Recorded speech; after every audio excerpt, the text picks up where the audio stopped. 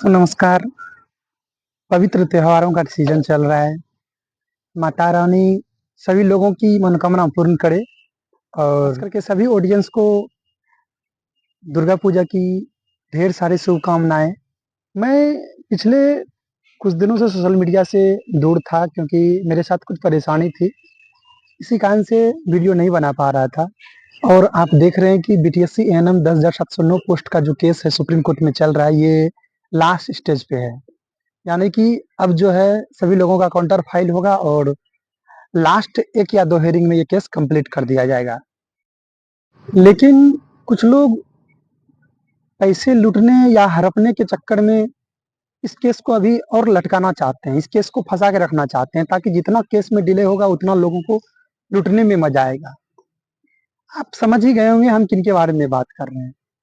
आप देख रहे हैं कि अभी क्वालीफाई की तरफ से जो एक ग्रुप है, एक ग्रुप तो जितना भी तैयारी था उनका उनकी तरफ से वो काउंटर भी फाइल कर दिए, लेकिन एक ग्रुप जो है उनके ग्रुप की तरफ से अभी भी लोगों को बहकाया जा रहा है, हमारी क्वालिफाई सिस्टर को बहकाया जा रहा है कि आप एसएलपी में जाइए, आप पेटिशनर बनिए।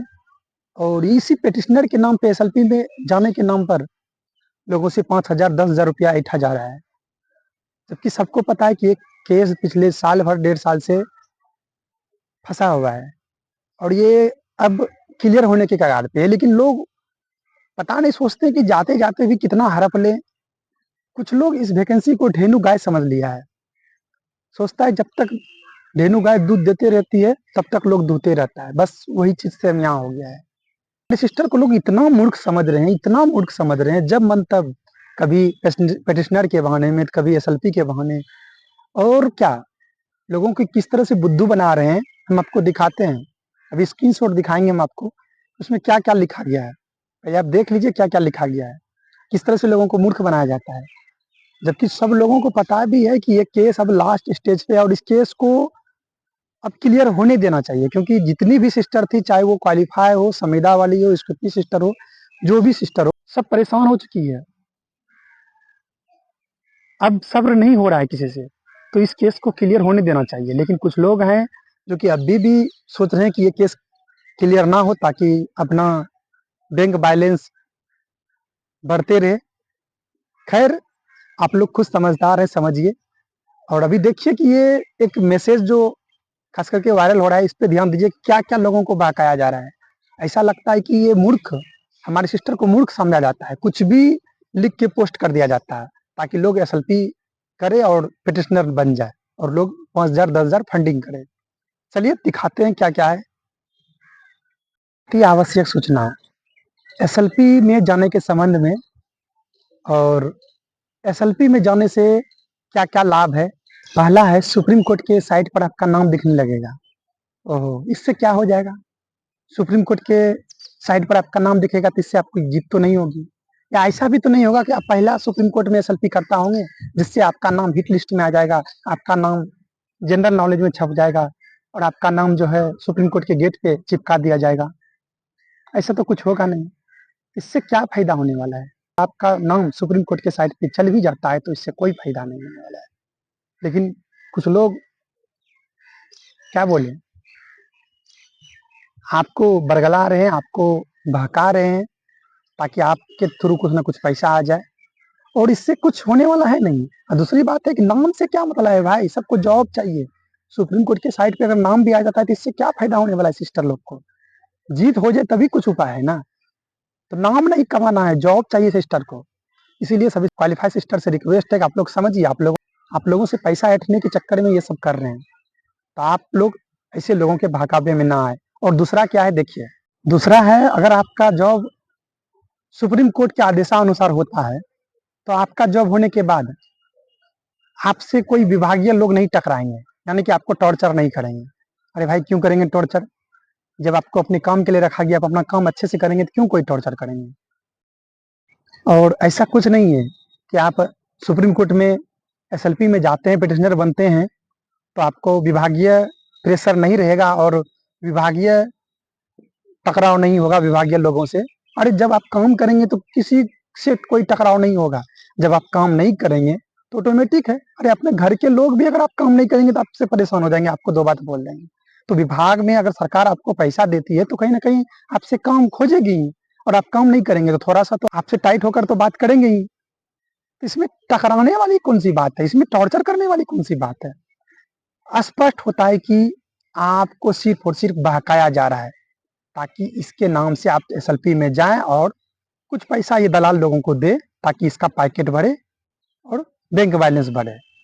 तीसरा देखिए क्या है, और तीसरा है कि सुप्रीम कोर्ट से अगर गुहार लगाएगी और दोनों पक्ष को जॉब दिया जाएगा तो उस समय आपका कम नंबर भी रहेगा तो आपका जॉब हो जाएगा। सोचिए क्या लगता है आपको, आप खुद समझिए कि अगर आपका कम नंबर है तो ऐसे भी नहीं होगा और आप सुप्रीम कोर्ट या वर्ल्ड कोर्ट में पहुंच जाइए। अगर कम नंबर है तो जॉब नहीं होगा। चौथा है, अगर किसी कारणवश अगर दोनों पक्ष को जॉब दिया जाएगा तो मेरिट लिस्ट बहुत हाई पहुंच जाएगा, जिससे जनरल कैटेगरी के जो लोग हैं वो बाहर चले जाएंगे। अगर आपका एसएलपी में नाम रहेगा तो आपको बाहर नहीं किया जाएगा। क्या ये पॉसिबल है? कभी पॉसिबल नहीं है। विज्ञापन के अनुसार से सरकार को बीटीएससी को चलना पड़ेगा। अगर आपका एसएलपी में रहे या ना रहे कोई फर्क नहीं पड़ता। अगर विज्ञापन में बोला गया है कितने नंबर से उठाया जाएगा, उससे अगर कम है तो आपका जॉब 100% नहीं होगा। आप कितना भी एसएलपी में चले जाइए, इस बात को याद रखिएगा। जो लोग आपको बोल रहे हैं बिल्कुल गलत बोल रहे हैं। देखें कि ये दलाल लोग आपको किस तरह से बहका रहे हैं, कुछ से कुछ बोलकर बहका रहे हैं। ऐसा लगता है कि आपको मूर्ख, महामूर्ख समझते हैं ये दलाल। और पिछले साल 1.5 साल से आप देख रहे हैं किस तरह से आपका पैसा लूटने का काम कर रहा है। और ये लोग चाह रहा है कि केस में डिले हो और इस तरह से हम लूटते रहें। और आप इतना समझिए ना, अगर आपको बोल रहे हैं एसएलपी में जाने के लिए तो आप तैयार हो जाइए एसएलपी में जाने के लिए। अगर आपको उनको जांचना है तो आप एसएलपी में जाने के लिए तैयार हो जाइए, ठीक है। लेकिन बोलिए हम 1 रुपया भी फंडिंग नहीं करेंगे। पेटिशनर भी अगर बनने के लिए बोला जा रहा है तो पेटिशनर भी बनिए, लेकिन बोल दीजिए कि हम 1 रुपया भी फंडिंग नहीं करेंगे और मेरे नाम से एसएलपी कर दीजिए। अगर कुछ फायदा हुआ तो हम जॉब होने के बाद आपको हम जितना पैसा होगा रिटर्न कर देंगे, जितना खर्च होगा एसएलपी में जाने से। लेकिन अभी आप 1 रुपया भी नहीं दीजिए और एसएलपी में जाने के लिए बोलिए उनको घर से अपना पैसा लगाने के लिए।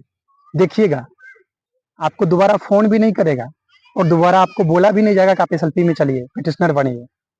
तो कुछ नहीं है, अगर आपको जांचना परखना है तो ऐसे लोगों को एक बार आप बोलिए कि आप मेरा नाम एसएलपी में दर्ज करवा दीजिए और हम पैसा जो है केस क्लियर होने के बाद देंगे। फिर देखिएगा आपको बोलता है या एसएलपी में जाने के लिए या नहीं बोलता है। ये सब लोग सिर्फ और सिर्फ पैसे लूटने के लिए आया है, आप लोग को मूर्ख बनाने के लिए आया है। तो आपसे रिक्वेस्ट है कि आप लोग समझिए और ऐसे लोगों की बातों पे मत पड़िए। अभी लास्ट स्टेज है केस का। केस जो है 1-1.5 महीने में क्लियर हो जाएगा और किसी को परेशान नहीं होना है। मानते हैं आप लोगों ने सब्र बहुत किया है, पर बहुत जल्द अब ये सब्र खत्म होने वाला है। और जो आप चाह रहे हैं केस क्लियर हो तो केस क्लियर भी होगा। और विशेषकर ऐसे ऐसे दलालों के चक्कर में मत पड़िए। काउंटर फाइल जिन जिन लोगों का हो गया है तो अच्छी बात है, जिन लोगों का नहीं भी हुआ है सब लोग 14 तारीख तक कर देंगे और 18 को हेयरिंग डेट भी मिला है। और मुझे उम्मीद है कि कहीं ना कहीं 18 को कुछ का 100% अच्छा होगा और केस क्लियर होने के कगार पे चले जाएंगे 18 को। हो सकता है 18 के बाद एक आध डेट मिले, लेकिन वो डेट बहुत जल्द मिलेगा और केस क्लियर हो जाएगा, यानी कि अक्टूबर तक में केस क्लियर हो जाएगा। इसलिए किसी को परेशान नहीं होना है और एसएलपी पेटिशनर रिस्पोंडेंट बनना नहीं है। इससे बनने से कोई फायदा नहीं है, आपकी पैसे की बर्बादी होगी और जो होना था हो गया। अब सिर्फ कुछ दिनों में केस क्लियर हो जाएगा। तो इसलिए आपसे रिक्वेस्ट है कि आप एसएलपी में ना जाएं और ये दलालों के बातों पर ना रहें। आज के लिए इतना ही, धन्यवाद।